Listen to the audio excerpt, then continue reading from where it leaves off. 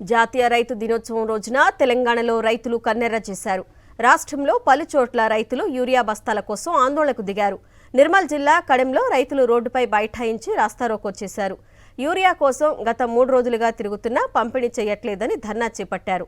అధికారులు తమకు కావాల్సిన వారికి యూరియా బస్తాలు అందిస్తున్నారని, ఒక్కో బస్తాకు 50 రూపాయలు అదనంగా వసూలు చేస్తున్నారని ఆరోపించారు.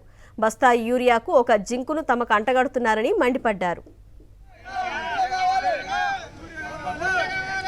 నిర్మల్ మంచిర్యాల ప్రధాన రహదారిపై కడెం మండల రైతులు రాస్తారోకోతో వాహనాల రాకపోకలు స్తంభించాయి.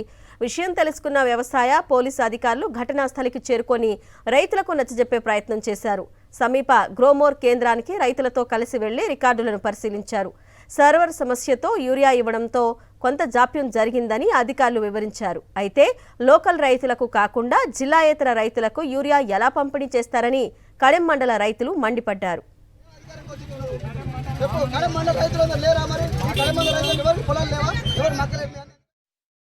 పోయిన సంవత్సరం వర్షాకాలం నుండి ఇప్పటి వరకు యూరియా తీసుకోవాలంటే ఒక్క యూరియా బత్త కోసం 4 సార్లు లైన్ కట్టవలసి వస్తుంది. 4 సార్లు లైన్ కట్టి కూడా మర్రిపోతున్నాం. ఒక్క యూరియా బస్తా దొరకడానికి 3 రోజులు పడుతుంది. ఎంతగాని తిరిగినా షాపులలో యూరియా ఉంచుకొని లేదంటుండ్రు. ఆ ఒక్కటి ఇవ్వాలంటే దానికి జింకు లింకు పెడుతుండ్రు.